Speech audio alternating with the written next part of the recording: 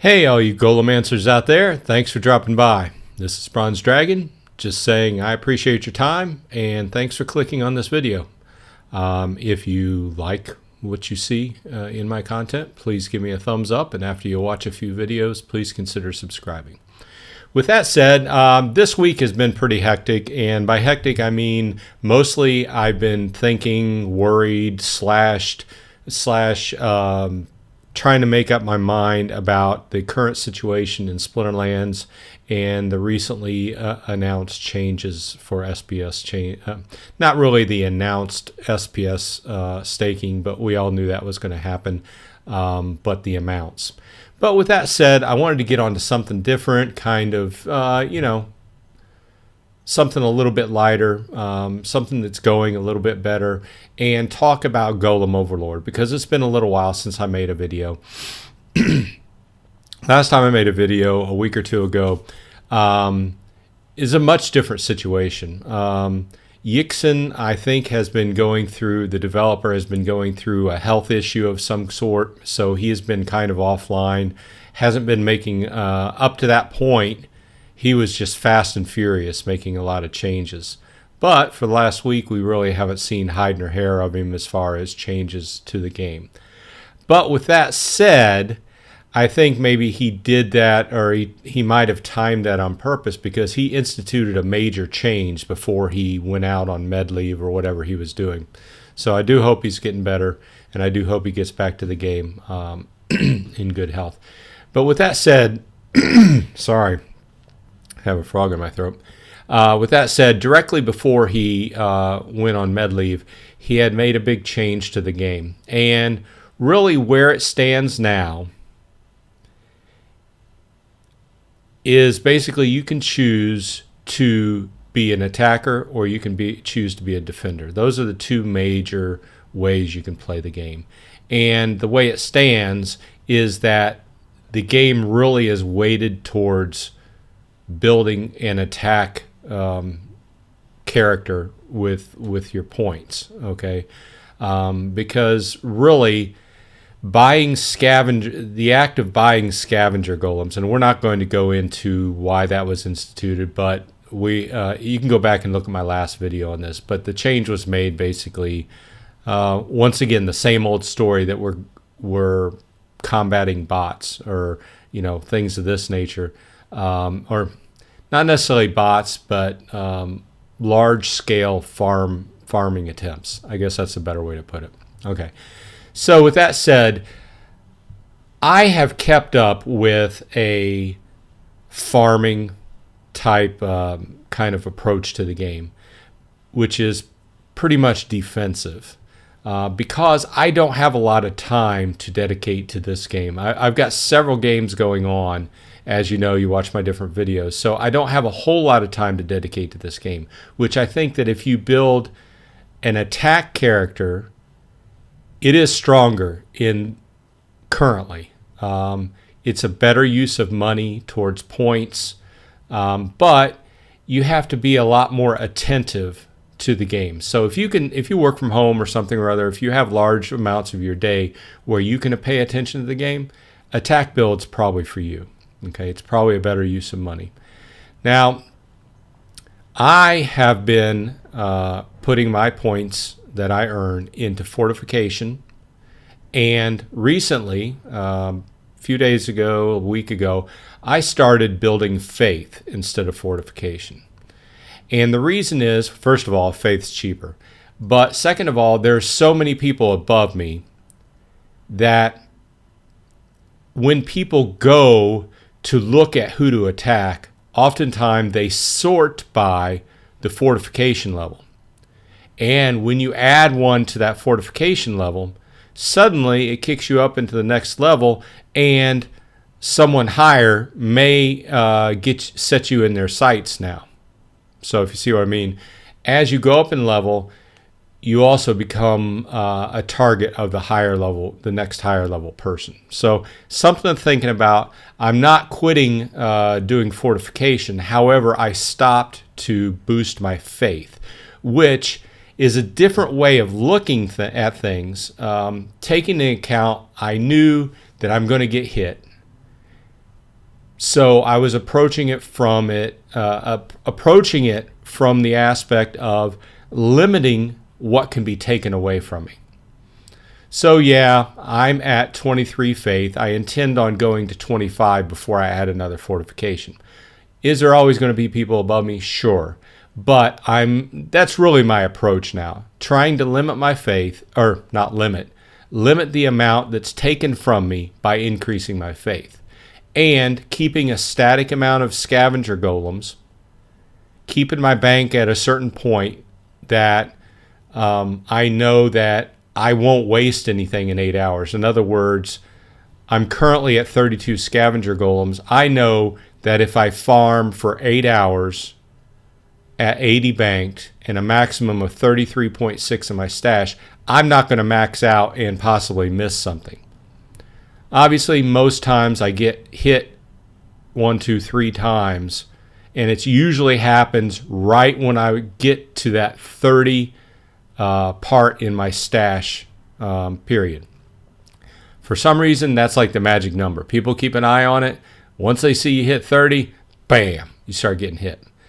So I've been having mixed, I've been getting hit by high level people. So I've been having mixed results. But since I've started increasing my faith, I've seen the people that actually successfully attack me get much less. So with that said, that is what is happening with me. If you were with me when I first started out, you watched my first initial videos, you know that we do have a guild and we do have a slot open. So if you would like to be a member of the Knights of Rose Templar, let me know. Reply in this the reply sections, and whoever, we'll just go by time, but what we want is a person that's going to play and keep playing and be active, because I do reserve the right to move you out of the guild if you go 2 weeks without being active. So with that said, the only other real thing that that we need you to do if you join the guild is to buy a bench, which they're very cheap, but basically that helps the guild out. Now, pretty soon I anticipate the bunker levels going live, which will allow us to increase the level of the guild and thereby add more people. However, that's an expensive process. If you look here, and if they keep the same numbers here, it's 250 part and 50 shards, which if you're just new to the game, it's pretty expensive. Now, we'll go back to a couple other changes in the game. Now, I really made this video as an update to my last video because I had a somebody who watched one of my videos commented and asked on the last video, is this still doable? And the question was aimed at my video, which said that I was making 30 to 50 part a day, or $30 to $50 a day. Currently, it's not. Okay. Unless you have a lot of part invested and you have a lot more, you're a lot higher than I am. Okay. So is it impossible? No. It would imply that you would have to invest a decent amount of money into part to level up your stats. Okay. And at this point, since the attack build is more lucrative, you would have to be more active and be attacking a lot. Is it still possible? Yes. Currently, the value of part has went down. It's less than half of what it was when I made that video. So is it still a decent price? Yes, compared to other tokens on the Hive blockchain, it's still a real decent price, because one of the points about the game is that almost everything within the game requires you to burn token to get, raise stats, buy scavenger golems, and several other things, right? So it's keeping a small amount of active part available. So, and a lot of people want that part, so the price stays where it is. It's been fluctuating at between right about 0.5 hive per part. Okay, I think it's about 10 cents, something like that.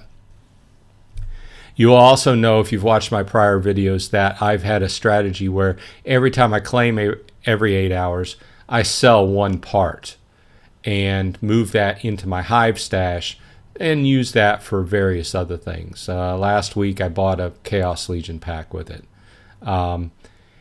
Recently, since the announcement in Splinterlands of basically everybody needs a lot more hive staked if you want to continue playing the game at your current level. Hey Golemancers, Future Bronze Dragon jumping in here while I'm editing the video. I meant to say staked SPS and not staked hive. Now back to the video. So is it a lot? No, but in the end it'll all help my SPS total. So once again, not investment advice, but I did find it nice in this game that I could actually, there was actually a game where I could make a little money off of it and pull some out. Obviously there are mechanics in place that prevent you from pulling out too much. Otherwise you start incurring a penalty on what you claim. We've went over that in the past. That still hasn't changed. But one part per 8 hours is not even going to affect my average, right? So not very much. So, I mean, that's where we stand. Like I said, I don't really attack at this point. I have thought about starting to build up my power and doing some attacks.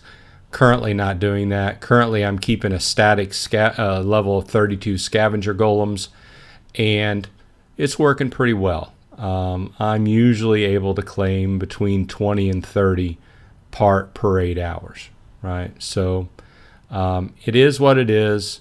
I've got a link in the show notes if you're new and you haven't started playing. One of the benefits of starting now, like I said, not investment advice, but one of the benefits is, compared to when I first started out, part cost half what it did. So you can get twice as much to get started out. So like I said, it is what it is. This has been Bronze Dragon. Thanks for stopping by. I do appreciate your time. Please give me a like and subscribe if you like this content. And I will see you on the flip side.